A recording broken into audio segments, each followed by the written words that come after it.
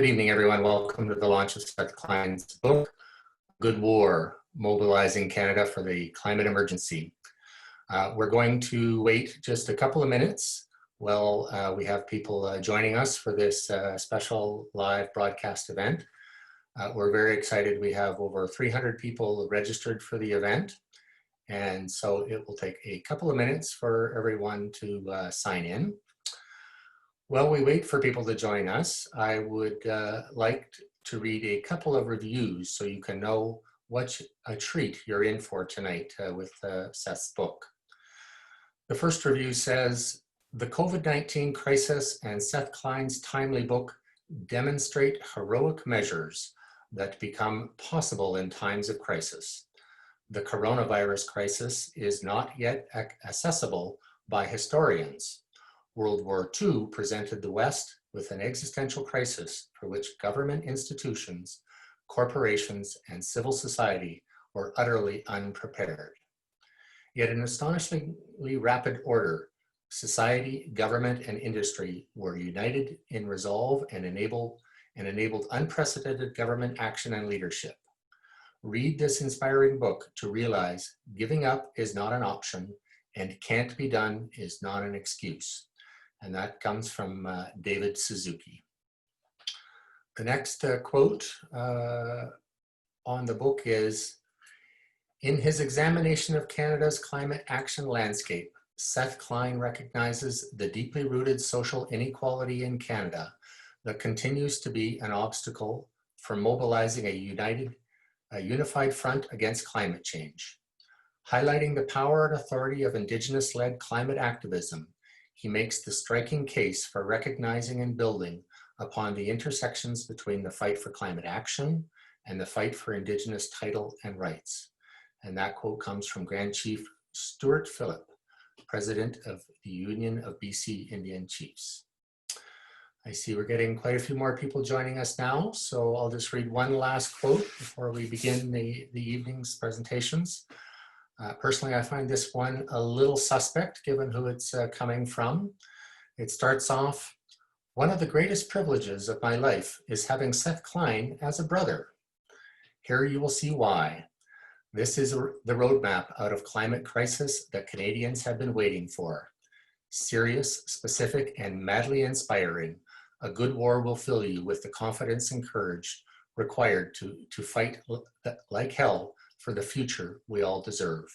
And that, of course, comes from Naomi Klein, activist, journalist, and author of This Changes Everything and The Shock Doctrine.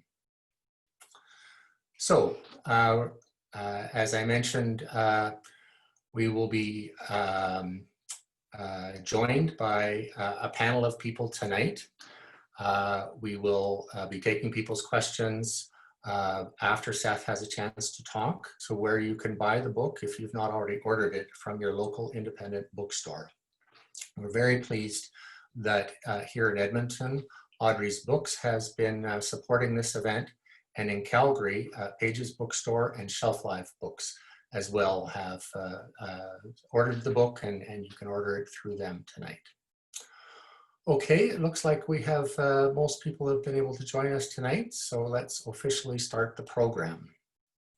So good evening, welcome to the launch of Seth Klein's book, A Good War, Mobilizing Canada for the Climate Emergency.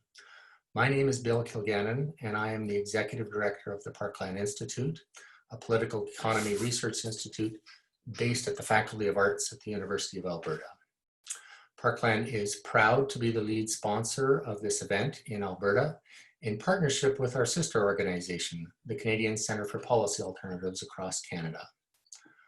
We want to thank our other national partners. Of course, the publisher of the book, ECW Press, has been fantastic in supporting these launches across Canada. The Corporate Mapping Project, the David Suzuki Foundation, 350.org Canada, Climate Action Network Canada, the Council of Canadians, and the Canadian Union of Postal Workers. Our Alberta-based sponsors are the Regeneration Society's Climate Leadership Program, the Arusha Centre, Calgary Climate Hub, and the Climate Justice Edmonton. So, before we begin the evening, we want to start by recognizing the Indigenous land and treaties where we live. To do that, we have asked Lewis Cardinal to open this event. Lewis is Woodland Cree from the Sucker Creek Cree First Nation in Northern Alberta, Canada. His consulting company, Cardinal Strategic Communications, specializes in Indigenous education, governance, and communications. Currently, Lewis is the project manager for the Kichi Aski Centre. Lewis, you can correct my pronunciation on that. Canada's first urban Indigenous ceremony and cultural designated land-based. He has sat on many boards and has received numerous awards for his work in human rights and public services, and I'm pleased to say a personal friend of mine. Over to you, Lewis. Thank you very much, Bill and Seth. I'm very honored to be here with your wonderful team and the esteemed panelists that are about to share their ideas and their thoughts, and being fortunate enough to listen to the launch of this wonderful book. I know that it brings a lot of gifts for a lot of people, so I'm very grateful for that, Seth, and the work that you've done and the careful thought and consideration that you've given to the work. I understand that the importance of land is something that we always need to recognize. It's the very foundation of who we are as Canadians. Regardless of where you come from, the land is very much a part of who you are, and it does inform your experience as a Canadian. I want to bring welcome to everyone who's on this Zoom call. Wherever you are in Canada, we recognize as Indigenous people that Canada is a treaty nation. There are over 100 Indigenous nation treaties with the Crown or the government and right of the Crown. And these treaties are very sacred to us. They teach us a lot about how to live in harmony, in peace, and in friendship with each other. Going back to the first treaties in 1613, for example, with the Dutch and the Iroquois, the two row wampum taught us that we should live together side by side like two great vessels traveling down the great river of life, sharing the abundance of what is there, but being bound together by peace, friendship, and understanding. It's the core of treaties. And we see that as a reference to how this relationship needs to last for as long as the sun shines, the rivers flow, and the grass grows. Treaties are more than just a legal agreement or a contract. It's a sacred covenant. It's a relationship that bases itself on the adoption of one nation to another so that you become family. And the golden rule is you don't make war on your family. When times are difficult for your brother and your sister, you go to help. And we stand shoulder to shoulder against common struggles to help each other and to be like family. So I welcome you all here, and to remember that we send our love to everyone, the Anishinaabe that make Edmonton their home, the Nakota Sioux, the Cree, the Blackfoot, the Dene, all a part of our traditional territories here in Edmonton, which was once known as a Pehonan, a great gathering of Indigenous peoples long before the pyramids were built. From this ancient place to all across Canada, and blessings to you, Seth, and to everybody on the call. Welcome. Hi, hi. Thank you so much, Lewis, for that beautiful introduction and welcome. One of the many important messages that Seth has included in his book is about the role of arts and artists in mobilizing people during the Second World War and now in the time of climate crisis. So in each of the 6 events that Seth has held across the country, he's wanted to include music from local musicians that sing about the climate crisis and about taking action. So we have a special treat for you tonight, as we have a recording of a Billy Bragg song that has been adapted for this event by Gerald Wheatley and the Arusha Centre House Band. Not only has Gerald written the words for this song to match the theme of the book, but as you're about to see, the power for the band is being generated by a bike generator ridden by Gerald's wife, Carrie. Please note, earlier today we were having some troubles streaming, so the video could get a little bit choppy, but we hope you enjoy the opening of this event brought to you by Gerald Wheatley and the Arusha Centre House Band. Well, welcome to the Alberta book launch for Seth Klein's book called The Good War. This is the Arusha House Band, and my name's Gerald Wheatley. Somewhere inside my soul there is an echo of my youth. Pithy little saying conveys a grain of truth. Patience is a virtue, persistence is its mark. It's better light a candle, stand and curse the dark. If we stand together, we might turn this world around. Hold your ground. That's the opening verse for the James Keelahan song called Hold Your Ground. And James played coffee houses in my neighborhood and throughout the city and inspired a lot of activism around union issues and environmental and social issues in this city. The Arusha Centre made a compilation called Hold Your Ground. 4 CDs, 45 Alberta bands, all doing their own social and environmental songs. You can look it up on Spotify, and you can get a really good survey of music, of musicians that care and music from Alberta. And it was a very satisfying compilation to introduce musicians to one another. There were some great bands that had never played together before or contributed to a compilation together. And it was the way that Ian Tyson and Corb Lund got to know each other by contributing songs to Hold Your Ground. So check it out on Spotify.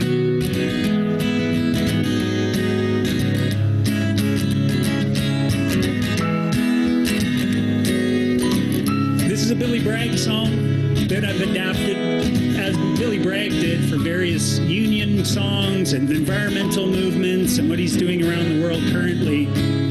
When Billy Bragg was in Calgary, we got to talk to him about Arusha's work. He said he was really proud of what Arusha's programming was, probably just trying to do the best we can in the situation. That's what all Albertans are trying to do. Alberta's got oil wells, 400,000 drilled, 200 square kilometers of tailing ponds we've filled. You can fight the carbon levy, but you'll seal our children's fate. A good war is what we're fighting for.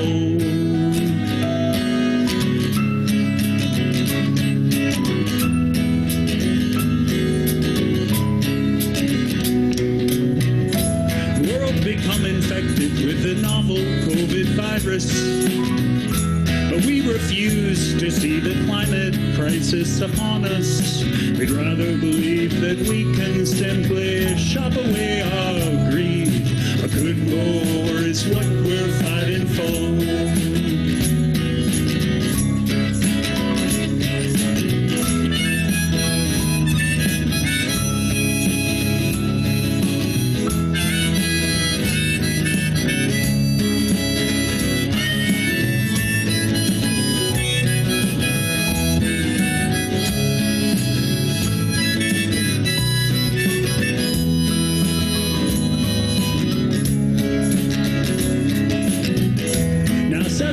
Will be launched, copies will be downloaded.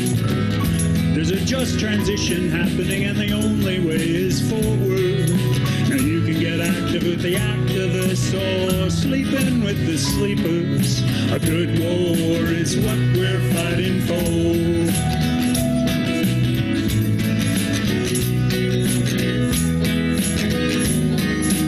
Here comes the future and you can't run from it. Give me a cycle track and I'm on it. A good war is what we're fighting for. Join the struggle while you may. The revolution's just a t-shirt away. A good war is what we're fighting for. A good war is what we're fighting for. A good war is what we're fighting for. So thanks for joining this event tonight. It's a wonderful tribute to Seth's book. We're so proud to be involved and to have Albertans connected to the book launch. Thanks to 350.org and Council of Canadians and all of the local Alberta organizations, Bill up at the Parkland Institute. A wonderful collection of groups from Climate Hub and Climate Leadership here in Calgary. So have a wonderful event, and thank you, Seth Klein. Good war is what we're fighting for. A good war is what we're fighting for.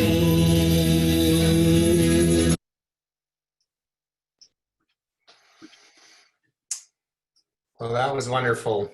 Thank you so much to Gerald Wheatley and all of his friends with the Arusha Centre House Band there for that really fun and dynamic performance. I know it was a little bit choppy on the video stuff, but I think the spirit and the vision of it comes through, and the fact that it was bicycle powered is really awesome. So now we have an opportunity to, of course, hear from our main guest tonight, from Seth Klein, to talk about his book.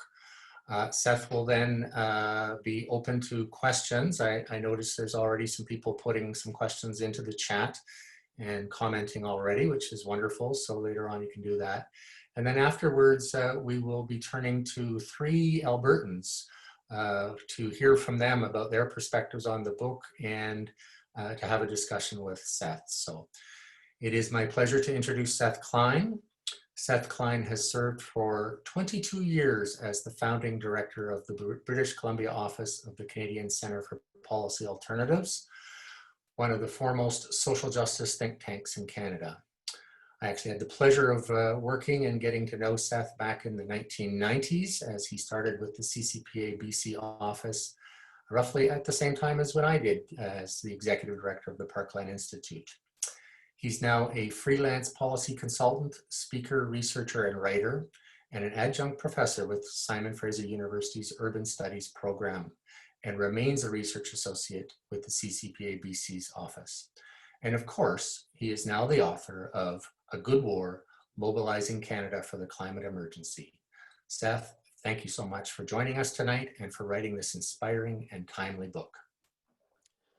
Well, thank you, Bill, for that lovely introduction. And thank you, all of you, for attending this virtual event. You know, I had wanted to be on a national speaking tour originally. I planned to come to Edmonton and Calgary, but of course that wasn't possible. But it's thrilling to know that you're all out there. If I may, I also want to start with some thank yous. First, I too want to acknowledge and express my gratitude that while you all are all over your province on the lands of many Indigenous nations, I am on the unceded territories of the Musqueam, Squamish, and Tsleil-Waututh nations. Thank you, Louis, for that lovely welcome. You know, I realize that land acknowledgements for a virtual event may be a little odd, but as I argue in the book, and as Louis reminds us, the recognition and assertion of Indigenous rights and title is central to winning this existential fight. And the chapter on Indigenous leadership in the climate mobilization is actually one of my favorites. Second, thanks to all the organizations that have co-sponsored tonight's event. I'm not going to name you all again, but please check them all out in the chat there and link to them. But I do want to say a special thanks to my longtime friends at the Parkland Institute for taking on being the lead host for this event. Thank you, guys. And third, thank you so much to Gerald Wheatley and the Arusha Centre House Band for that fabulous musical opener. I'm a little speechless. Wow. And bike powered, no less. That's like the whole package. And I've always loved that Billy Bragg song. And like Billy says in that song, will we be acting with the activists or sleeping with the sleepers? Or similarly, in keeping with the World War II theme of my book, as it says above the entrance of the Holocaust Memorial Museum, thou shalt not be a victim, thou shalt not be a perpetrator, but above all, thou shalt not be a bystander. I was really keen to open with music like that, not just because it's good to start an event like this, you know, touching our hearts as well as our heads, but also because it was my hope that we could profile some climate emergency music. One of the chapters, as Bill said, of the book deals with how to rally the public. And like every chapter, it starts with lessons from the Second World War. And in the war, arts and entertainment played a crucial role in mobilizing the public. World War II had a popular soundtrack. This climate emergency moment, not yet. But our hope with all of these musical openers on the virtual tour is to start to seed what that soundtrack might be. So thank you to Gerald and the gang there for kicking us off. And you can go to my webpage and see some other climate emergency music that I'm profiling there. And finally, my thanks to the organizations who provided me with funding to undertake this book project: the McConnell Foundation, the MedCAF Foundation, the Corporate Mapping Project, the David Suzuki Foundation, the BC Teachers Federation, and Simon Fraser University's Urban Studies program. Okay, with that done, I'll offer some opening comments about the book. I hope and think that my book makes an important contribution to this moment, and that it calls on us to adopt an entirely new and different approach to the climate crisis than the one we've been pursuing to date. And while I've endeavored to tell the truth about the severity of the crisis we face, I also hope and believe that you will find it an unusually hopeful book.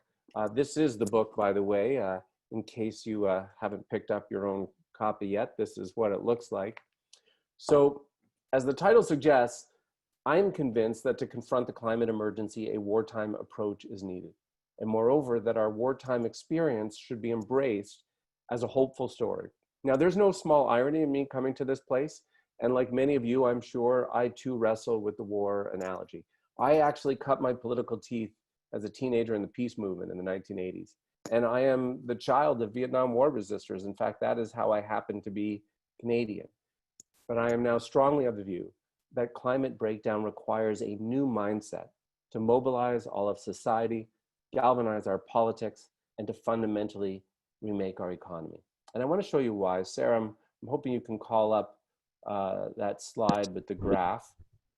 This is a Parkland sponsored event after all, so you know that there's got to be a chart.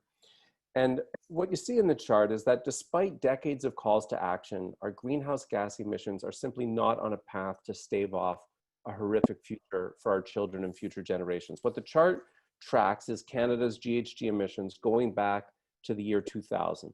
And what's evident is that in the face of the defining challenge of our time, our politics is simply not rising to the task at hand. And I want to invite you all to just let this disturbing chart sink in, and then let all of us agree that what we have been doing is simply not working. We have run out the clock with distracting debates about incremental changes, and where it matters most, actual GHG emissions, we have accomplished precious little. And in fact, if I were to show you the same chart for Alberta, what you would see is even worse. You would see a chart that still trends upwards. In particular, Alberta's GHG emissions were still going up sharply between the year 2000 and 2015.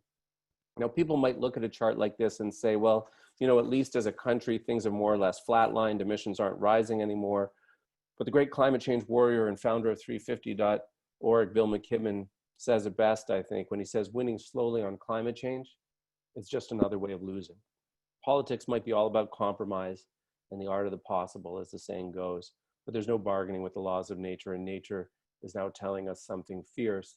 Just a couple of weeks ago, we here in British Columbia, and I think many of you in southern Alberta, were enveloped in the smoke from the wildfires coming from the western United States. And just as were sending our kids back to school and had been told the windows would be open and the kids would be outside, health authorities were ordering us to stay inside and shut the windows. It was the convergence of the crises that we face. And so a new approach is needed. We need a wartime mindset and a political and policy agenda to tackle the climate emergency. That's why I say it's time for a good war. Thanks, Sarah. You can take down the chart now. So I'll keep my opening comments short, but I want to give you a sense of the book and its basic structure. The book project began as an exploration for how we can align our politics and economy in Canada with what the science says we must urgently do to address the climate emergency. And the book is that. I'd always planned to include a chapter on lessons from the Second World War for rapid transformation. But as I delved into that work, I began to see more and more parallels between our wartime experience and the current crisis. And I ultimately decided to structure the entire book around lessons from Canada's Second World War experience. Not because I get all weirdly animated about war, rather it is because I see in the history of our wartime experience this helpful and in fact hopeful reminder that we have done this before. We have mobilized in common cause across society to confront an existential threat. And in doing so, we have retooled our entire economy, not once, but twice. Once to ramp up military production, another time to reconvert back to peacetime, all in the space of 6 short years. So the book explores what wartime scale climate mobilization could actually mean and look like. Each chapter jumps back and forth in time between stories of what Canada did during the war and what we now face. And in these comparisons, it answers questions like, how has public opinion rallied to support mobilization during the war, and how can it be galvanized again? What was the role of government, news media, arts, and culture? How is social solidarity secured across class, race, and gender? And how do we do that again? How is national unity established across Canada's many provinces with their varying interests? And can we successfully achieve that again as we move off fossil fuels? How did we collectively transform our economy and marshal all of our resources to produce what was needed? And how do we do that again? How did we pay for that transformation? And can we mobilize the necessary finances once again? What supports were offered for returning soldiers? And could there be a model there for just transition for fossil fuel workers today? What was the role of Indigenous people in the war? And what is it in today's transformation? What was the role of youth and social movements then and now? Importantly, what are the war's cautionary tales? The warnings of things that brought us shame, the internments, the poisoning of Indigenous territories, the squashing of civil rights, the response to refugees that we do not wish to repeat. And critically, what sort of political leadership do we require to see us through challenges like this? And I'll share one important comparison I make near the beginning of the book because it gives me hope, and it's this. Despite Canada's war declaration in September of 1939, it's worth recalling that even as the winds of war gathered in the late 1930s, our leaders were reluctant to recognize what would ultimately be necessary, a lot like today. Canada was on the cusp of being completely transformed by its Second World War experience, yet right up to the 11th hour, our government still hoped to avoid getting dragged into that fight. And so we find ourselves today in this similar awkward period where, last summer, Justin Trudeau's government passes a climate emergency motion in the House of Commons one day and then proceeds with reapproving the Trans Mountain Pipeline expansion the very next day. This is the new climate denialism at play, a concept that I unpack in the book.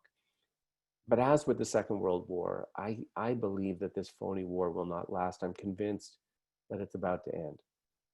The book is, first of all, an invitation to our political leaders to reflect on the leaders who saw us through the Second World War and to consider who they want to be and how they wish to be remembered as we undertake this defining task of our lives. And my hope is that the book might embolden them to be more political daring than we have seen to date, because that's what this moment demands.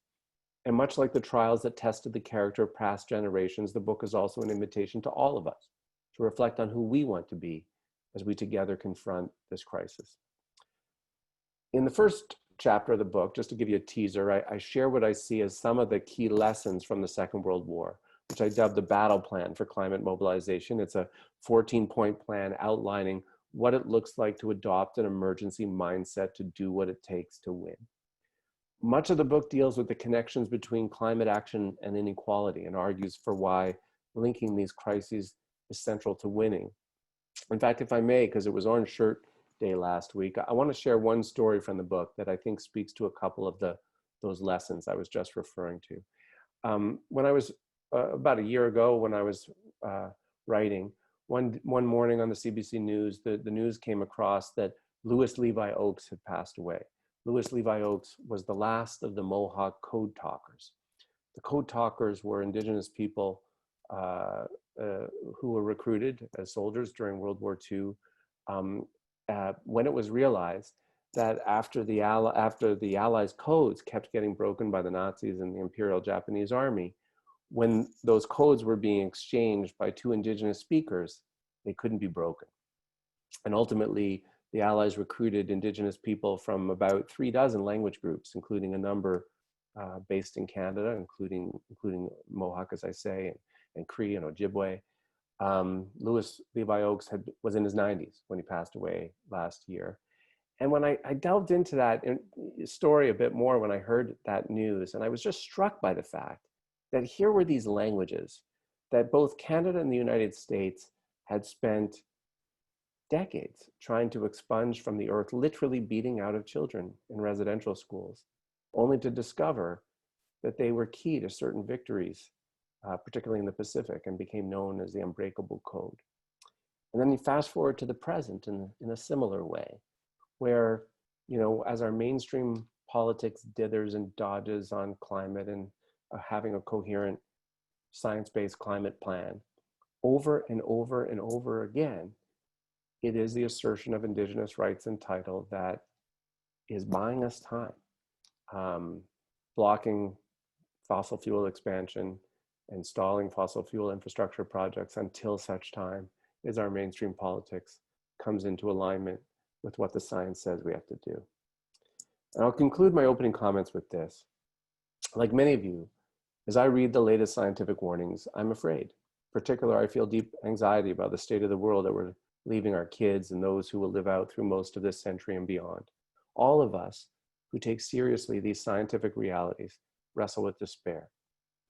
That is the ambiguous time in which we live. The truth is, we don't know if we're going to win this fight, if we will do what we have to do in time.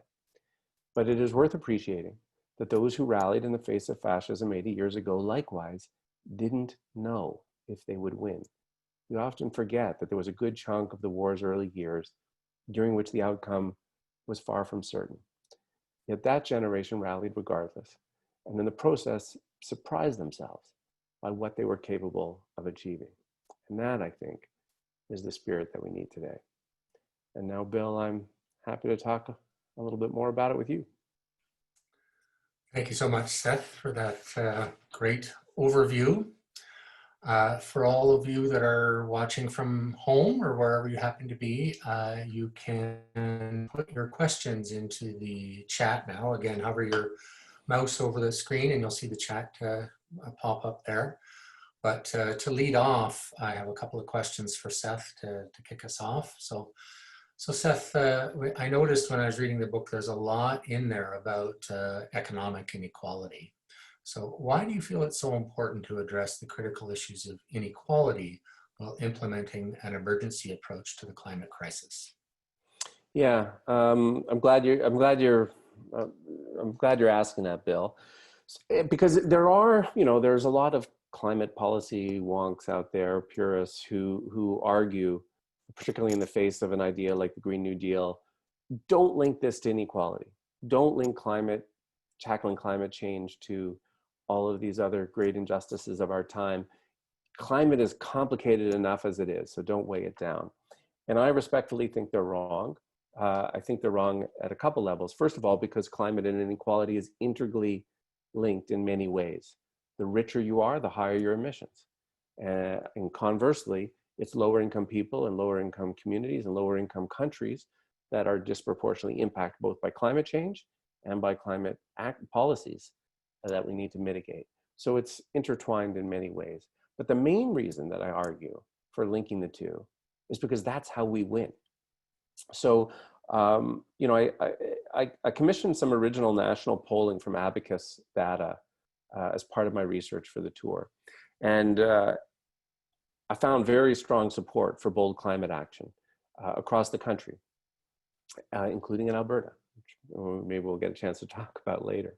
And then I asked, well, would your support for bold climate action increase or decrease if we were to tackle it by increasing taxes on the wealthy and corporations, increasing income transfers to lower income people, offering a good jobs guarantee to fossil fuel workers, these social justice and equality related issues? When you do that, support for bold climate action doesn't go down. It goes through the roof. Similar, that is the appeal of the Green New Deal, which is all about linking tackling the climate emergency with tackling inequality. And the polling on the Green New Deal, when you present it to people, is again dramatically higher than the support for any political party in Canada. And I want to link this back to the World War II story. The same lesson was realized by Mackenzie King in the war. And one of the key lessons that I pull from that experience that I offer up in the book is that inequality itself is toxic to social solidarity that you need for society-wide mobilization. Mackenzie King realized that he had lived through the First World War, where there had been rampant profiteering, kind of like we've seen in this pandemic, by the way, and that had undermined social solidarity, and it had undermined recruitment efforts. And so right at the outset of the Second World War, he was determined to offset that. So they increased taxes on the wealthy. They increased taxes on corporations. They brought in an excess profits tax whereby the kind of profiteering that we've seen in this pandemic was illegal in the Second World War. And on the flip side, we saw the introduction of Canada's first major social programs. Unemployment insurance comes in 1940. The family allowance comes in 1944. The Marsh Report, which is this commission that outlined the whole architecture for what became the post-war Canadian welfare state, was written during the Second World War and offered up to the public as a pledge and a promise. Because what they realized is that if you were actually going to get hundreds of thousands of people to voluntarily enlist, to offer up their lives, you couldn't just tell them to like go fight these people on the other side of the oceans. You actually had to make a pledge to people that the society that they were going to come back to was going to be different. And I think that's the same promise that we need to make today if we're going to get everyone on the bus on climate change. Thank you, Seth. I found the book had a very hopeful message about how Canada can address the climate emergency if we take the necessary steps to ultimately transform the economy, as you say, at the scale and speed that we did during the Second World War. However, for tens of thousands of Albertans who work in or who used to work in the fossil fuel industry, this rapid transition can be very scary for them. So how does your book address the concerns of these workers? Right, another very good question. So first of all, I actually have a whole chapter on the book about, how do we navigate the quagmire of Confederation as we confront the climate emergency, and in particular, it deals a lot with Alberta. And by the way, one of the things I'm trying to say to the rest of the country is that don't let Jason Kenney define Alberta's political culture. The polling that I was just referring to, the support for bold climate action ranges from a high in Quebec to a low in Alberta. But even in Alberta, the support for bold climate action is very, very high. That said, what the book is arguing is that all of Canada has to make a real and meaningful offer to Alberta and recognize that the task of transition is particularly hard in places like Alberta.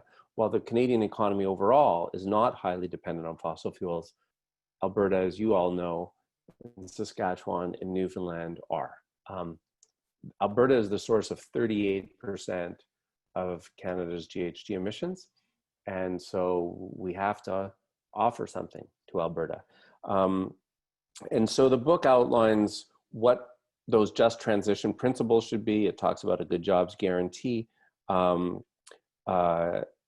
But in particular, and this emerged out of my interview with Gil McGowan, who we're going to be hearing from later in particular, but out of my exchange with him came this idea for what I dubbed a climate emergency just transition transfer. And so the idea is this would be a brand new federal transfer program, big and audacious, like $20 to $40 billion a year. But unlike most federal transfer programs, which divvy the money up based on population, this would be linked to GHG emissions. So if Alberta is the source of 38% of Canada's GHG emissions, Alberta would get 38% of the money. But the caveat here is that I don't think we should give it to Jason Kenney and the Alberta government. I actually think we should create new just transition agencies in every province, jointly governed by the feds and province, municipalities and Indigenous nations, and with the boards, including representatives from labor and climate experts, and where each province can decide how to allocate that money based on their GHG profiles and what makes sense in their province and what kind of retraining needs there are. So I think a big audacious program like that can make a real difference, because for many people who've heard over the years promises for just transition, the reality is those promises have tended to be hollow. And so they need to see real substantial money on the table to know that the money for those alternative green investments and Green New Deal ideas is actually there. But again, just like in the last question, let me bring it back to the war. I know I'm like everybody's weird uncle who's like back in the war. That seems to be how I start most conversations these days. But here's the thing, back in the war, Canada was only a population of a little more than 11 million people, less than a third the size we are today. Over 1 million Canadians enlisted into service, and over 1 million were involved in military production. All of those people had to be recruited and trained up. All of those people had to be reintegrated into a peacetime economy. That is far, far more people than are currently employed in fossil fuel industries in Canada today, by a long shot, even though we're more than 3 times as large. And we made a promise to those people. There was robust income support programs. There was housing support programs. There was post-secondary education and training programs that completely transformed the face of post-secondary education in Canada for a generation and changed the lives of thousands of people who never would have imagined it. And my point is that if we can be that audacious then, there's no reason why we can't be that again. Excellent. Well, thank you, Seth. We have a ton of questions and excellent dialogue flying along in the chat. I'm trying to keep up here. I noticed one of the first questions that was actually posed earlier on was from someone I know very well, and many people know Bill Phipps, a good friend and former moderator of the United Church of Canada. And so he asked the question, among other things, do you see the climate crisis as a spiritual and an ethical matter, as well as a scientific, political, and economic one? Well, far be it from me to make it quite spiritual to the former moderator of the United Church of Canada, but he's on to something. And part of what I'm writing about in the book is that part of the historic attraction of war is that it gives people a sense of shared purpose and meaning. That happened for many people in the Second World War. And it's also a time when, as I said earlier, we surprise ourselves. These emergency moments are transformative in many ways. They're both scary and sometimes, we're all a confusing jumble of values, vices, as well as virtues. And ugly politics animates the bad, and a good politics animates our best selves.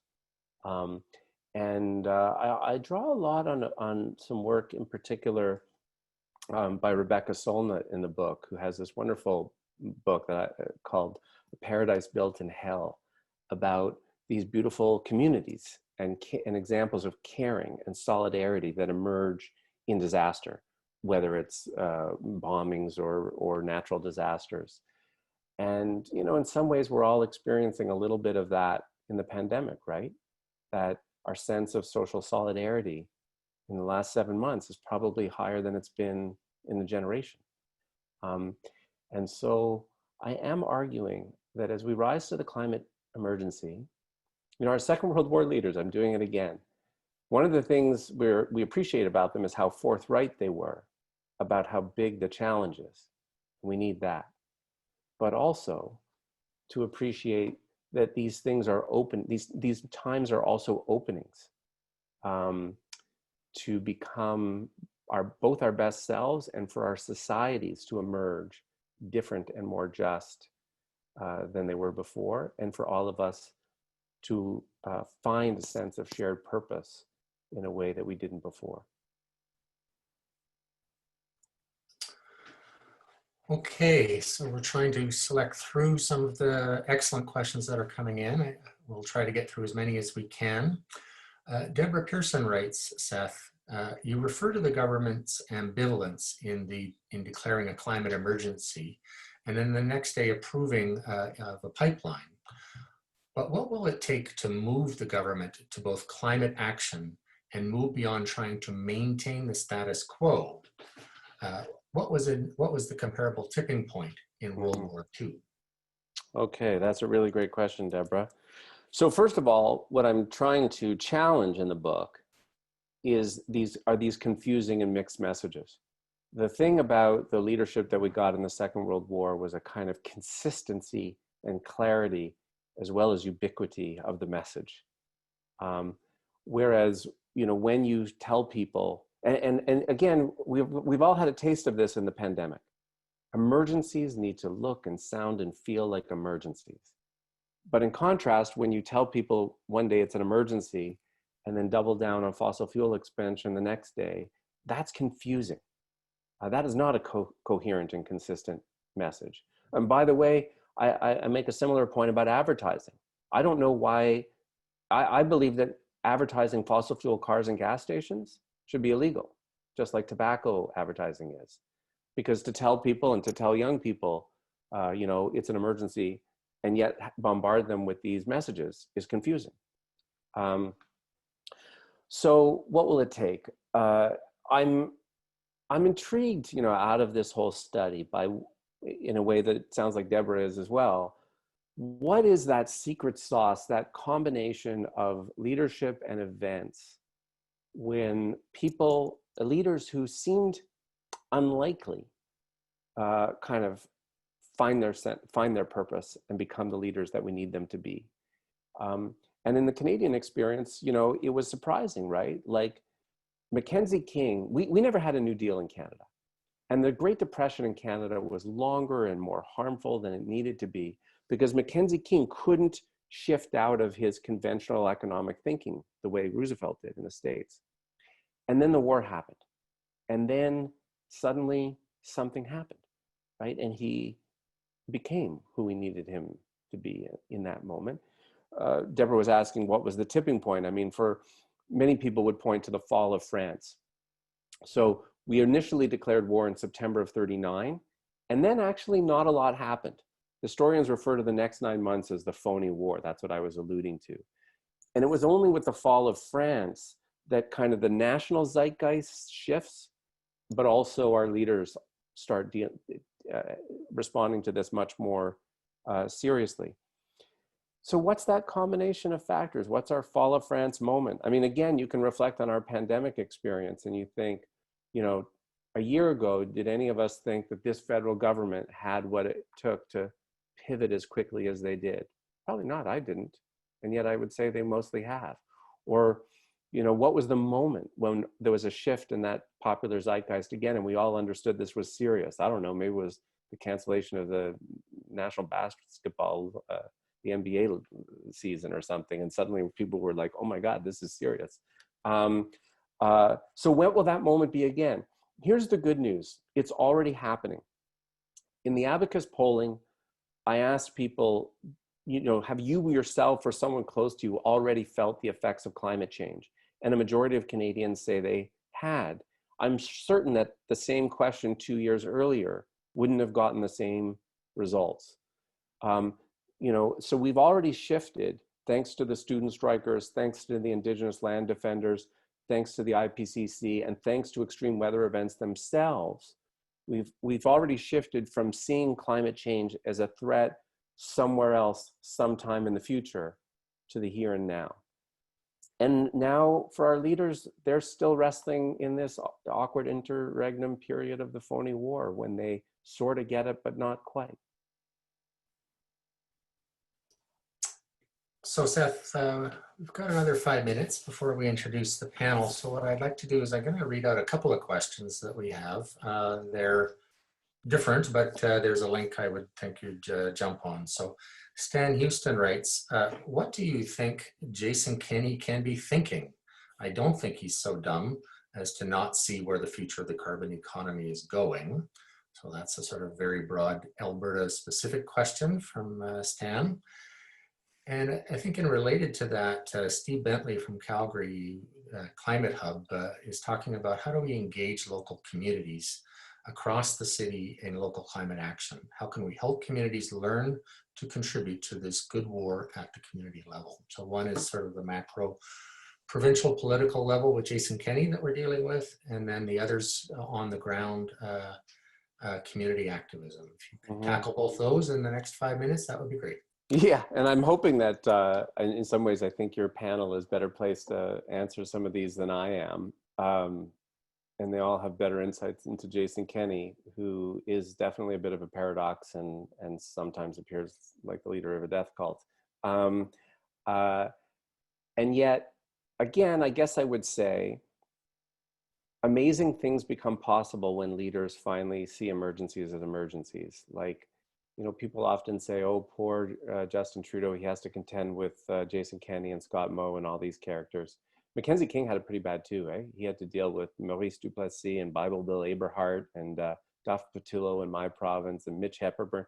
A lot of these guys hated his guts.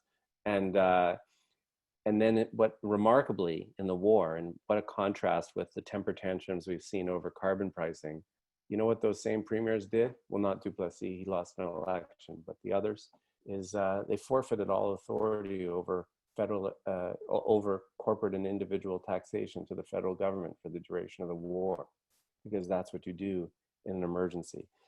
In terms of why, you know, this is a politician who is deeply tied at the hip to the fossil fuel industry. And obviously I spent time in the book talking about the ways in which the fossil fuel industry itself has blocked progress and funded years of denial and confusion and delay. And I have to say, what I find more frustrating than the Jason Kennys are the politicians who claim they get it, but still spend so much time trying to appease that industry. And part of what I'm arguing in the book is, you know, it's the 11th hour. The days, if we don't have a climate plan that is making the membership of the Canadian Association of Petroleum Producers deeply anxious, then it's probably not a climate plan worth having. But let me switch to the second question and leave Jason Kenney for some of the panelists. I think there's lots we can do at the local level. Obviously, this is a big political project, the principal targets of which are the federal government and our provincial governments to get them to come into compliance with the reality of the climate emergency and what we have to do. And that's something we all have to do together. But as they dither and dodge, as I said, there's lots we can do. All of that solidarity work in support of Indigenous land defenders is a key piece of it. Supporting the student strikers is a piece of it. And there's important stuff that can happen at the local government level. So I'm biased, of course, but I tell this story in the book about my wife's experience. So she's a Vancouver City Councillor who introduced the climate emergency motion in our city, the first in English Canada. Now there are dozens. And the consequence is that Vancouver has a climate emergency response plan that is the most ambitious in North America, I would say. As of next year, no new buildings in Vancouver will be able to use gas for space and water heating. So that's a huge concrete change to emissions. And it passed unanimously, and it passed unanimously because of the grassroots mobilization, and in particular because of the students who skipped school and rallied outside and spoke in front of council and filled the gallery and watched each time these votes were happening and basically made it politically impossible for even the conservative city councillors to vote no.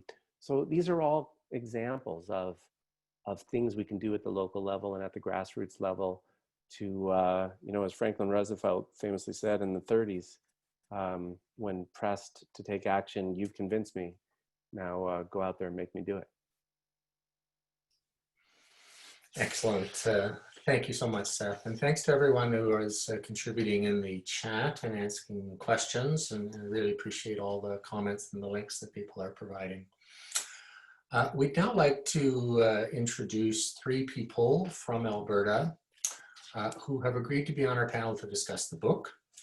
I will introduce all three of the panelists, and then we'll call on each of them to speak for up to 5 minutes about the book and to answer the question, what does the next stage of climate mobilization look like in our province?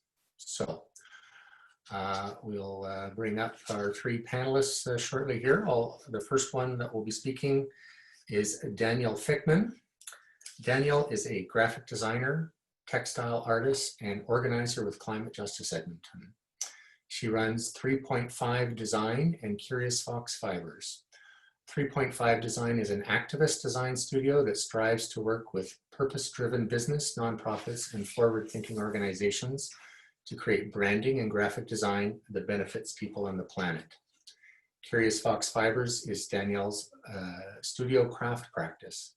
She's passionate about exploring traditional craft practices as a path to sustainable, slow textiles. Next, we will hear from Dr. Angele Alook. Angele Alook is an assistant professor in the School of Gender, Sexuality and Women's Studies at York University. As a member of the Big Stone Cree Nation and Treaty 8 territory, her research has mainly focused on the political economy of the oil and gas in Alberta. She is a co-investigator with the Corporate Mapping Project, where she is carrying out research with the Parkland Institute on Indigenous experiences in Alberta's oil industry and its generated impact on working families. Angele is also a member of the Just Powers research team, researching traditional subsistence practices in her Indigenous community.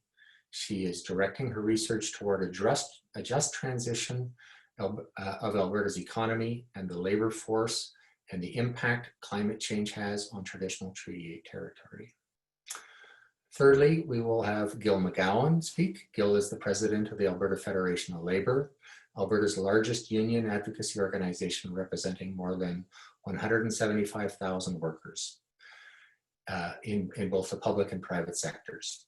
He has led the AFL's political action campaigns and public discussion and policy changes on many themes, from resource development, reform of the temporary foreign worker program, climate change and green jobs, $15 minimum wage, pension reform, reforms to the labor code and employment standards, and reforms to occupational health and safety in the WCB legislation.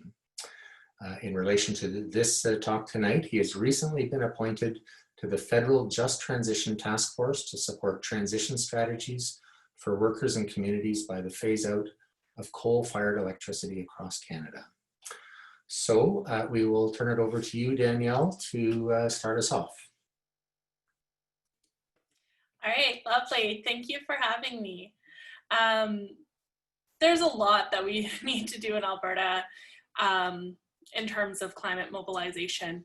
But the one thing that I think is most essential is outreach to communities that we're currently not really talking to or connecting with on the same level.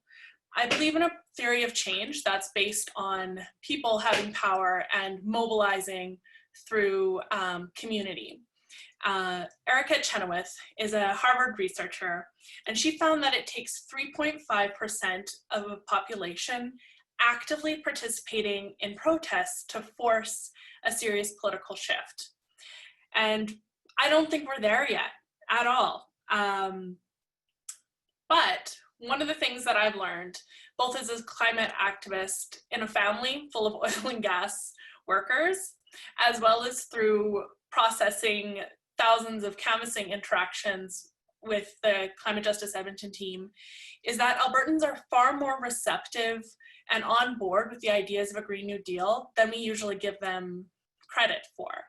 Typically, we kind of assume that other than, you know, the people on this call and some of our pals are not on board with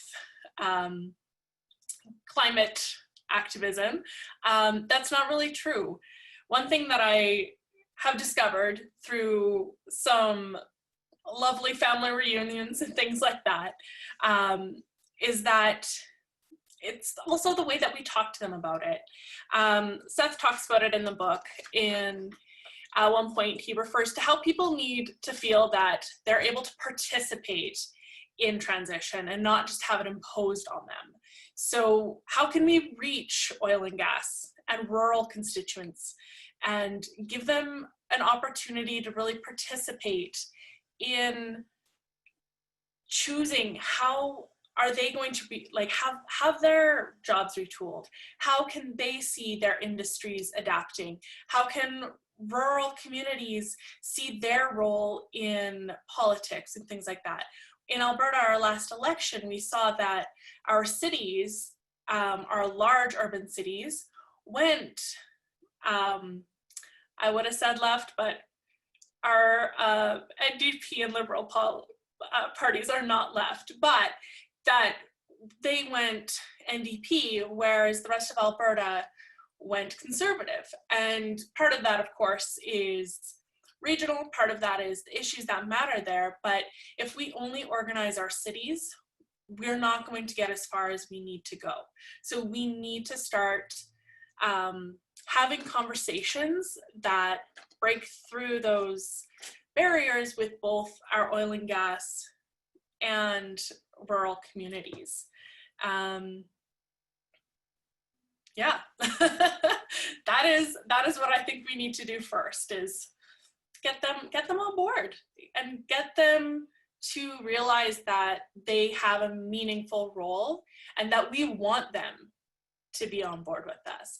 A big part of doing that is I found one of the things that I found most effective when dealing with my relatives at family reunions and Thanksgivings and things like that is really effectively communicating the difference between sort of like the wealthy multi-million-dollar corporations and the executives that we have an issue with and that we need to change and that are responsible for a lot of the issues that we're facing, and the difference between that and the workers, and how we support, the Green New Deal supports a just transition for workers. It supports good jobs for all. And that feeling that I get my relatives often telling me when they find out that I do climate activism is that, but don't you want me to have a job? Oil and gas money helped you go to school.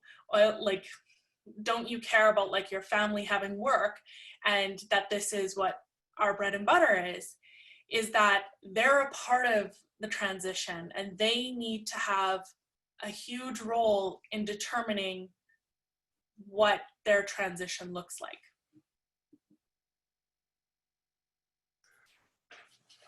Thank you, Danielle. That is a really good call to action. And I know for a lot of people who have those uncles and aunts and everyone in our families that have those questions. And you're right, having those difficult conversations are where it starts, and making sure that you're making those connections strong. So I wish you a happy Thanksgiving dynamic dinner coming up. So that's where these conversations really matter going forward. So next, I'd like to turn it over to Angele. It's your turn. Take it away. Okay, so first of all, I think that any sort of climate action in Alberta, as I'm seeing it, I'm in Ontario right now, so I feel like my answer is very academic at this point. But I think any climate action that happens now, especially that is led by the youth in Alberta, it's going to be intersectional.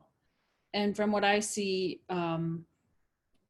you know, climate change, Edmonton, Indigenous climate action, they're taking intersectional approaches where they're looking at inequalities and inequities in race, class, gender, disability, sexuality, and they're working in solidarity with various minorities.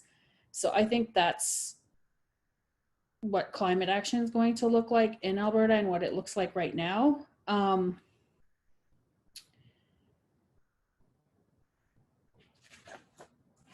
Sorry,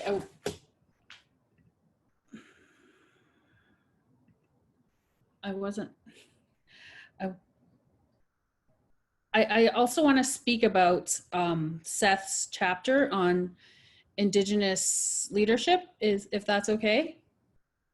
Yeah, so I really enjoyed reading this chapter and the whole book, really.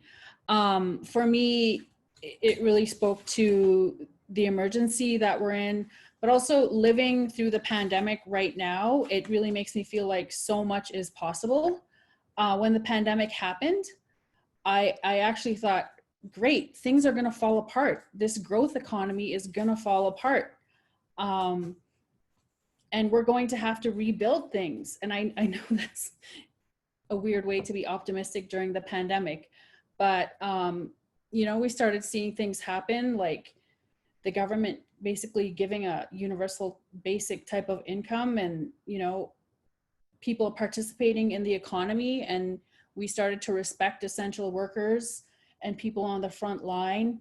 So I really enjoy this call to war that Seth presents. And in terms of Indigenous people, like, we joined the war effort in World War II, and today we're mobilizing in our communities against COVID-19.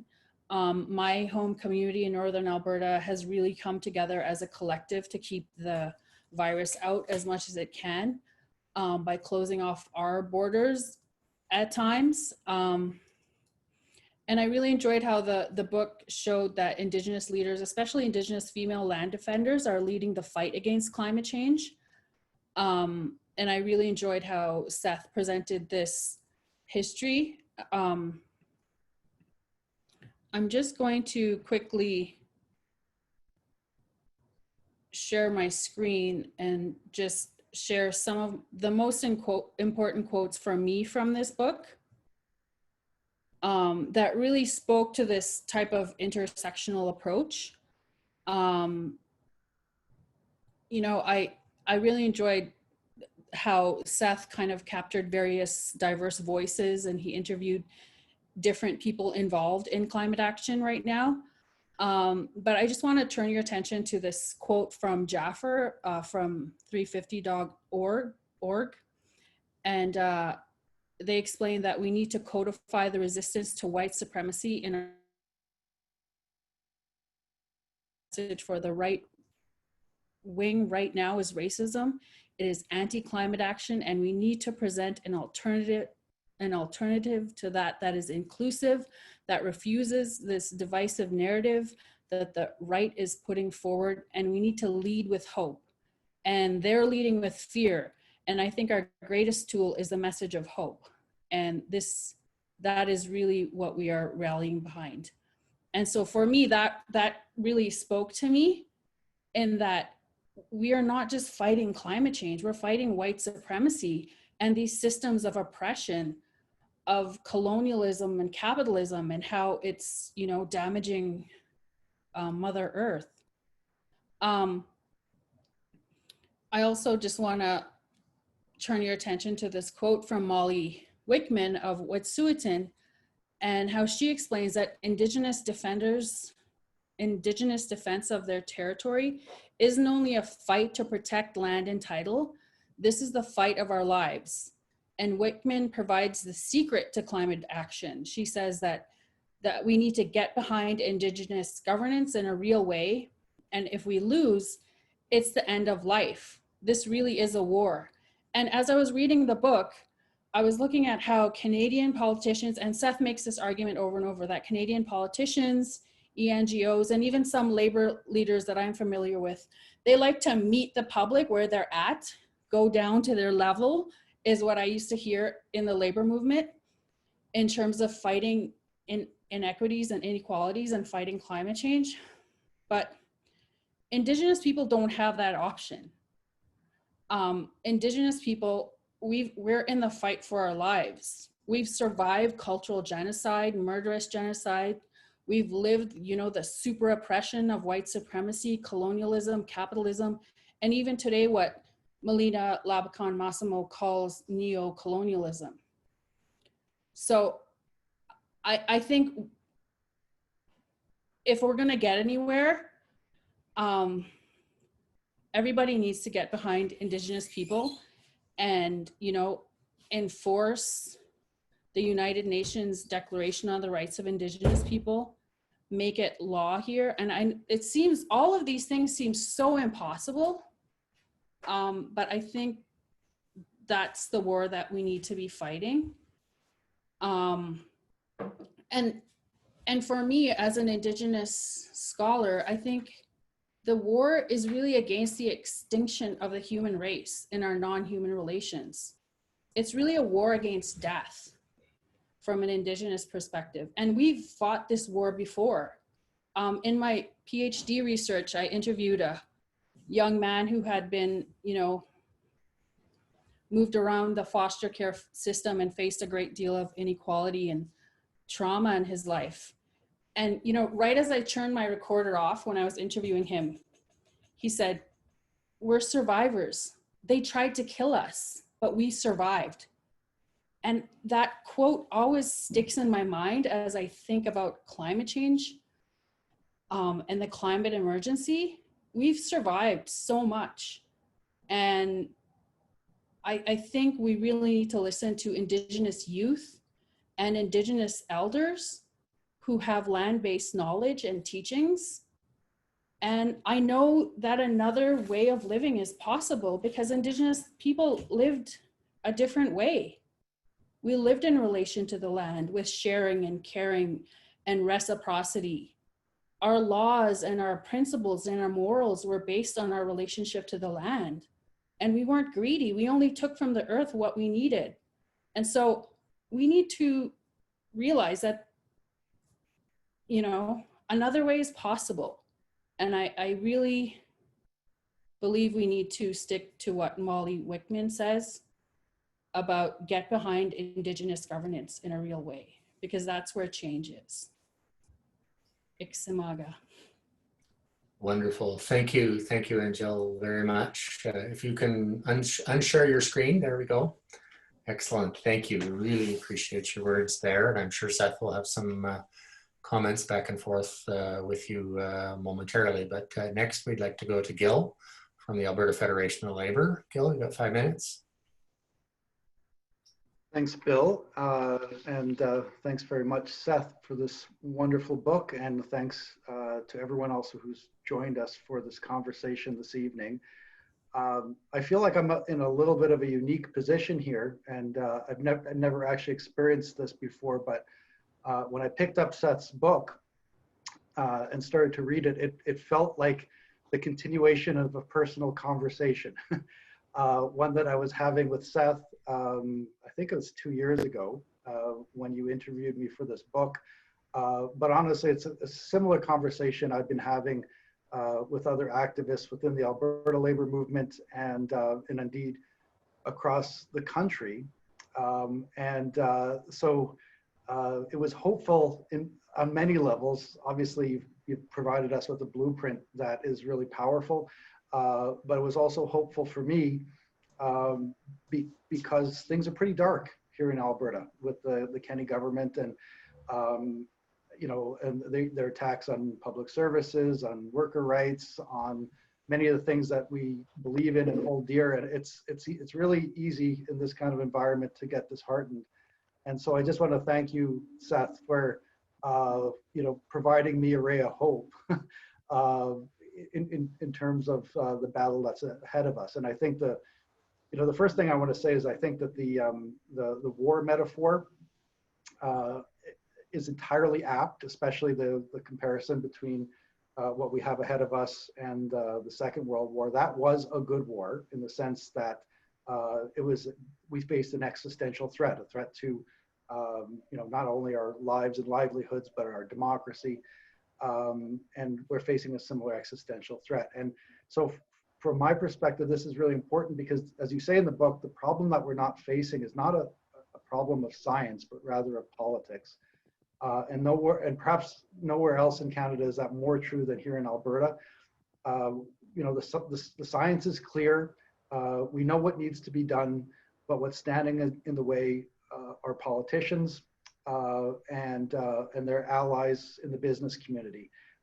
I don't want to paint all the business community at the same brush. I think there are a lot of people in all parts of society, including the business community, who understand that we're facing an existential crisis that requires, you know, action beyond what has been contemplated previously. But here in Alberta, we've got a political party, we have a political leader who have decided that the best way to you know, win office and hold on to office is to divide people. And in the context of Alberta, you know, they're looking around, they understand that a lot of Albertans who rely on oil and gas for their livelihoods, they're feeling anxious because, and this is the point, you know, like, you made many great points in the book, but, you know, I'm convinced more than ever, you know, having read the book now, that we need to speak in the language of emergency. I think that's an important point because a lot of people on the left, including people who were active in the last NDP government, said the opposite. And I think there have been times in the past when I've been guilty of that too. It's like, don't get people scared. Don't create enemies, don't get people's backs up. Approach people gently. But honestly, I think that we need to be raising an alarm, not only because it's warranted, but also because it's the best strategy. And I'm just going to take a little bit of a different spin on the question of using the language of emergency than you did in the book, because you and I think everyone on this call today understands that what we're facing is an emergency for the climate and for our very existence. But here in Alberta, we're also facing an economic emergency because the world is moving away from fossil fuels. And I think that our Premier Kenney and his party have tried to convince Albertans that the rest of the world and even the rest of our country is against us. They're trying to besmirch the reputation of our core industry. They're ignoring people are ignoring the fact that the oil and gas has been this great engine of economic growth and job creation.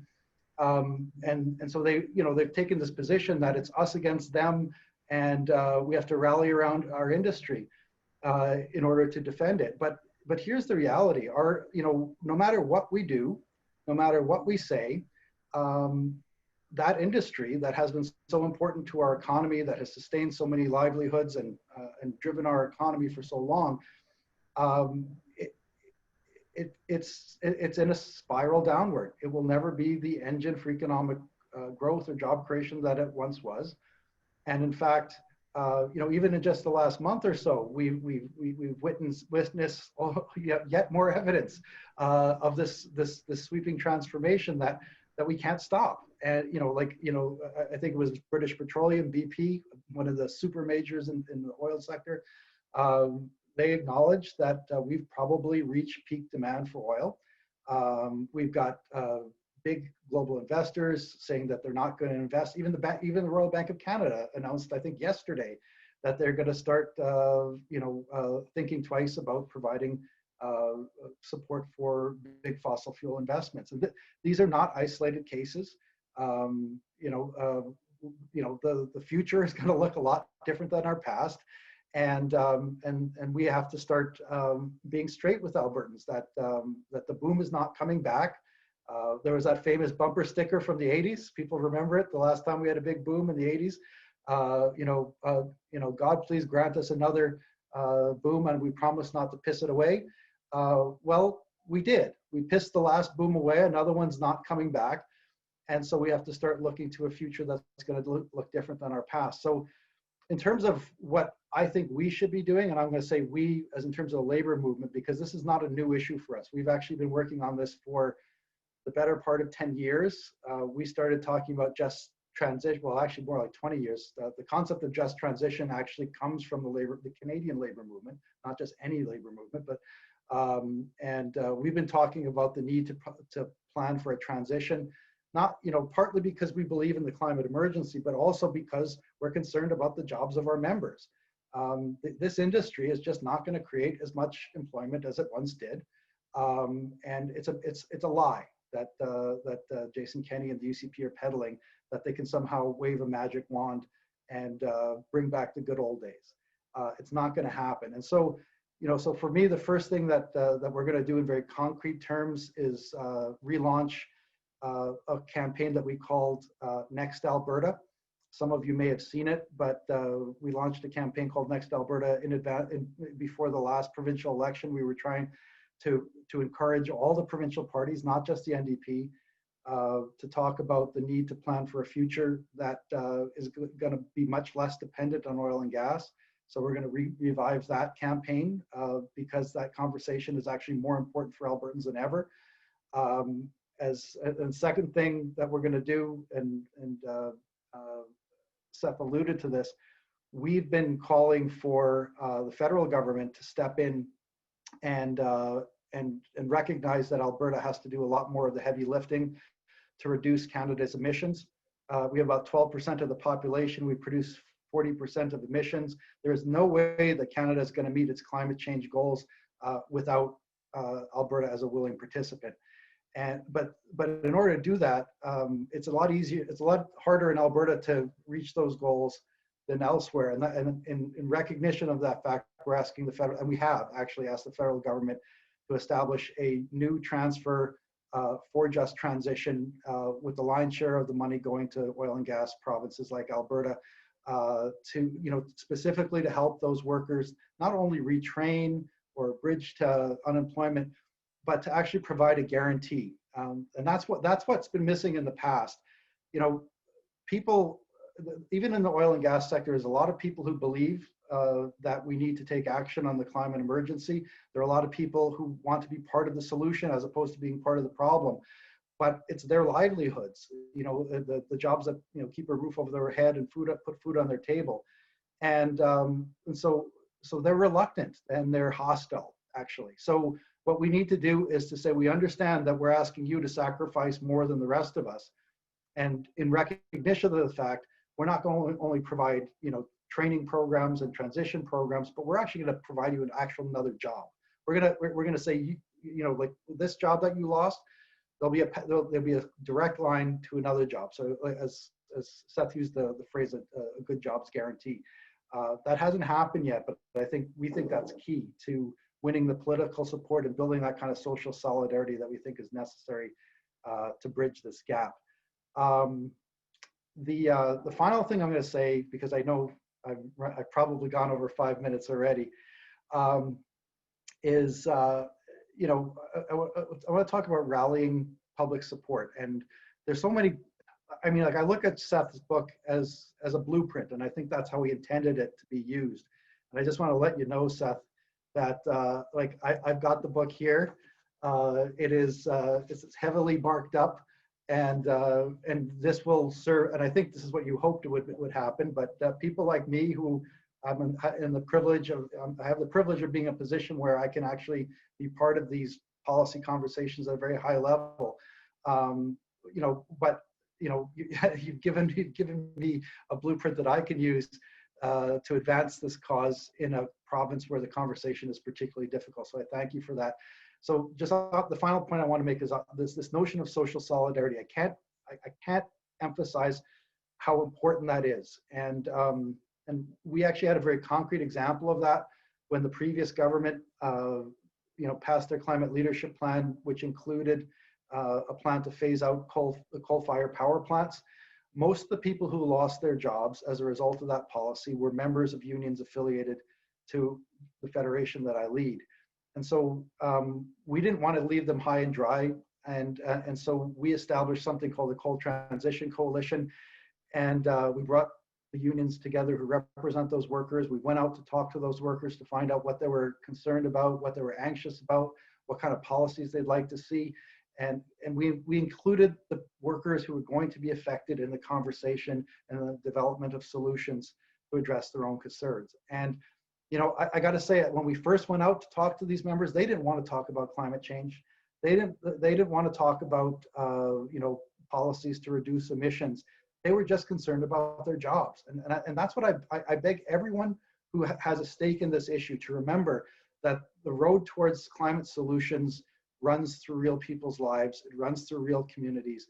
And we can't run over those people. We can't leave them behind, because if they do, we won't have the social solidarity and the political support to carry forward with the big changes that we need to accomplish. So the example of the Second World War is just so appropriate, because this was a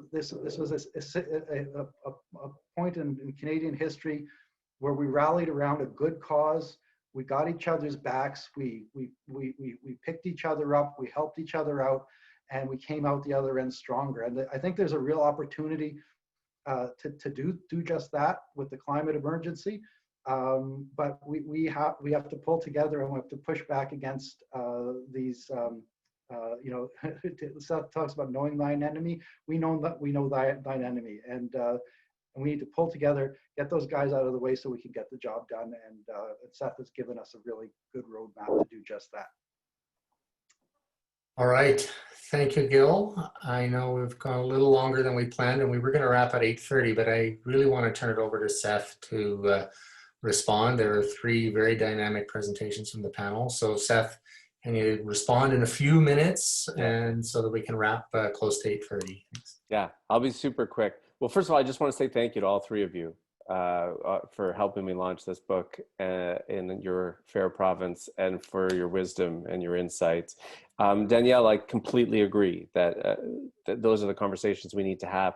I think often people feel like we have to have these big confrontational fights with climate deniers. Here's the good news out of the polling. The outright climate deniers are diminishing, a small and diminishing rump of Canadian public opinion, including in your province. The harder part are the much larger share of people, and all of you have said it, for whom this is anxiety producing for entirely legitimate reasons. And we have to have a conversation with them, and we have to make a real offer to them. But I also think we're close. Thank you for mentioning Chenoweth. I quote her too in the book, and you know, that 3.5%, that's this tipping point when things happen. We are actually very close. I would remind you that about a year ago, 1 million Canadians were on the street with the student climate strikers, which starts to, I believe that's the largest single day of protest in Canadian history, and it gets pretty darn close. And on the Green New Deal, in the polling, I just want to mention one thing out of the book, because when I polled on the Green New Deal, when given a definition of the Green New Deal, 56% of Albertans support it and only 21% oppose it. That's the low in the country, but even in Alberta. Angele, I'm really glad that you like that. Well, I'm glad you like the whole book, and I'm glad you like the Indigenous chapter. For me too, that chapter kind of pulled together a bunch of threads throughout the book in interesting ways. And I agree with you that the young climate activists, you know, they integrate these issues of the climate emergency and social justice and Indigenous rights in a way that is remarkably seamless. It appears that they do it with ease, but it isn't, of course, easy. It's hard work. But they do it in a way that we haven't seen. So help is on the way. And I agree with you completely that the pandemic has been brutal at many levels to our health and to people's jobs, but it has shown us what's possible. It has shown us how quickly we can pivot. It has shown us that the federal government and the civil service can come up with audacious programs in a few weeks. It's shown us that the Bank of Canada, which has done what they haven't done since the Second World War, they've assumed all of this debt that we effectively are borrowing from ourselves. The cat's out of the bag now. That all of these years where we were told we can't afford to tackle homelessness, we can't afford to tackle the climate emergency, now we know it was possible all along if the political will had been there. And Gil, yeah, thank you for that. I mean, you are in hard times in your province. I mean, I watch it from here and I feel for you all. And such times can go either way. I mean, this is my point in the story of the book. It's true of the 1930s, right? That dark times like that and hard economic times can give birth to Hitler, and they can give birth to the promise of the New Deal. It's all about the kind of leadership and what they choose to animate and what we all choose to demand. I do think that this is big oil's last kick at the can. And interestingly, you know, business groups in Canada were also not keen on going to war at the beginning of World War II. But then they became committed in a remarkable way. And I agree with you that the key is really to tell the truth. And that too, as I was saying before, is a key lesson out of the Second World War. The public actually responds well to those leaders who speak to them forthrightly. And it's one of the things I admire about you as a labor leader in a way that is unusual, frankly, in the labor movement, to speak that forthrightly, that oil's days are numbered, particularly where you reside. But I think we need to trust people that they're ready to hear that, that combination. And let me just close with this, okay? I mean, I'm gonna read from the end of my chapter on labor and just transition, to say, any way you cut it, a great transition is coming, one way or another, on our terms or not, driven by well-planned policy or by the convulsions of the market. It's coming. In a few short decades from now, we will not be extracting and using fossil fuels. Far better that the inevitable transition be well managed, labor-led, than subject to the tumult of the unfettered free market. We are facing an emergency, friends. And as we've all experienced in this pandemic, emergencies need to look and sound and feel like emergencies. We need to stop appeasing those who are blocking action, like the industry. We need to make the most of this pandemic moment, the most of this federal minority government moment, to sound the alarm however we can. But now's the time to demand from both our federal and provincial governments that they adopt true climate emergency plans and an audacious Green New Deal. And I think we can do so knowing from both our wartime experience and now the pandemic experience that when we adopt an emergency mindset, the speed and scale of what we can do is spectacular. And I'll close with this. It's something drawn from the book's conclusion. And it's this observation, you know, few of us on this call were alive during World War II, but many of us, particularly the nerds among us, you know, we look back on historic pivotal times like that and we ask ourselves, what would I have done if I had lived then and there? But the answer to that question is really no great mystery. The answer to that question, friends, is whatever we're all ready to do now. And I'll throw it back to you, Bill. Thank you, Seth. That's a very powerful way to wrap it up. And I would just let people know that we've posted, again, links in the chat to local Alberta-based bookstores for you to purchase the book if you haven't already. We're actually going to close shortly here with another song from Joel Plaskett. He performed this song for Seth's event out in Nova Scotia. But before we do that, I do want to call on Tom Green. Tom Green is the Climate Solutions Policy Analyst at David Suzuki Foundation. To just say a few final words and to thank Seth and the panelists and our other sponsors before we have Joel Plaskett sing us out. So Tom, over to you. Great, thanks Bill, and thanks for allowing me to drop in from British Columbia into Alberta and join this evening. It's been fantastic. It's always good to get insights from this book. I really recommend you get one. I've got mine and it's likewise marked up a lot. I'm an ecological economist and there's just so many insights for how you can look at the economy and get us shifting, as you've heard throughout this evening. And also such great panelists and really a good understanding of you know, how to do outreach to new communities, solidarity with land defenders, and understanding the labor movement's role, especially in a really challenging time with you know, certain vested interests who are seeking to delay the inevitable at great peril for us. So I work on the climate team here, and we at the foundation have been really, really fond of this book. We've been honored to be part of his writing journey, and there's so many partner organizations that have been part of this as well. So it's a really great group effort, and I really thank Seth for all the time he spent you know, doing the research, and then for all the people who are helping get this information out there because it's so critically important. I mentioned my parents, I'd be in Alberta doing this book launch, and they're both in their 80s, and they mentioned how when they were growing up, you know, they as kids during the war, my dad was collecting scrap metal. My mom was saving quarters to buy victory stamps, and all this coming together and working together towards a common cause, I think is really a theme that can hearten us this evening, that we've done it in the past and we can do it again. And we can overcome the, you know, the legacy of colonialism and an economic structure that ultimately is not serving our collective interests, and we can shift that to where it needs to be going.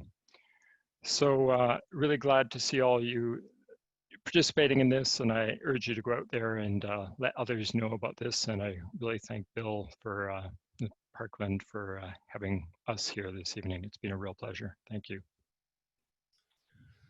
Thank you, Tom, and everyone at the Suzuki Foundation for all your support on this. As I mentioned, we are going to go out by listening to a performance by Joel Plaskett. Quickly before the song, though, I also just want to let everybody know many supporters on this call today. So Parkland's annual conference will be online as well, of course, this year in November, our 24th annual conference, from November 16th to 20th. And we haven't finalized the website yet. It will be up shortly. But just to give you a quick preview, we're very excited by our excellent lineup of speakers each night, Monday through Friday, starting with Catherine Harrison from UBC on climate justice. That'll be the opening night. Dr. Danielle Martin from Doctors for Medicare. We've also just confirmed Judge Marion Buller, who is the lead commissioner of the Missing and Murdered Indigenous Women Inquiry. So she'll be speaking on the Wednesday night. Economist Armin Yelnizian will be speaking on Thursday night. And Friday night, Thomas Homer Dixon. So, and then a Saturday afternoon panel and a Saturday evening party. So that'll be the conference coming up in November. We will be getting our website up shortly, and we hope everyone's able to take that in from wherever you are. That's the beauty of this. You don't have to travel. You can be joining us there. So again, thank you to Seth. Thank you to all of the sponsors and our panel members for tonight. Wish you all well, and I'm going to turn you over to the beautiful dulcet tones of Joel Plaskett. Please have a good evening.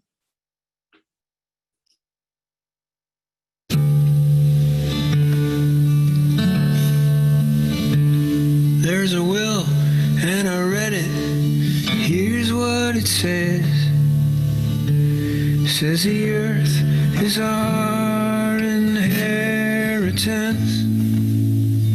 not just for you and for me, but for the birds in the sky, for the fish in the sea, and the sweet by and by. Now we could sit in the field where these trees used to sway,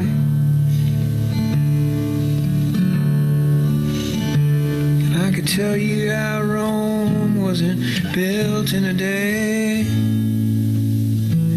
But then time's getting tight, and I hear you say, where there's a will, there's a way. There's a will, there's a way, there's a path in the dark, where only the stars seem to know where you are. Find the love for the ones who won't hear what you say. Where there's a will, there's a way.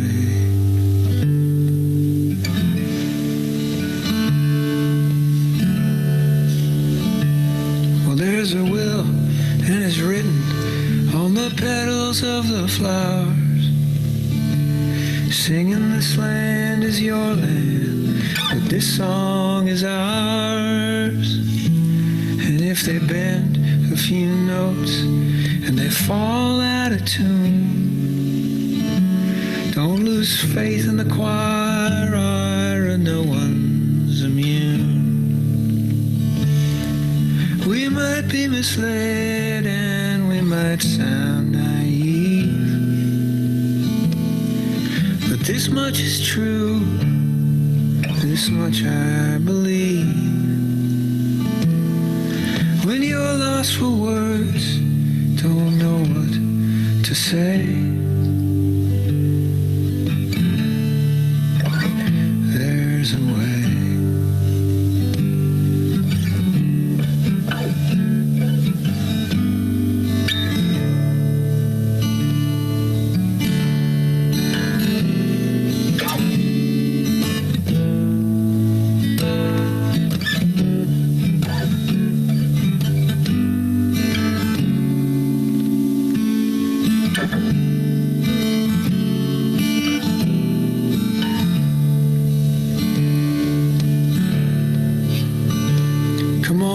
To be, I sound just like my father.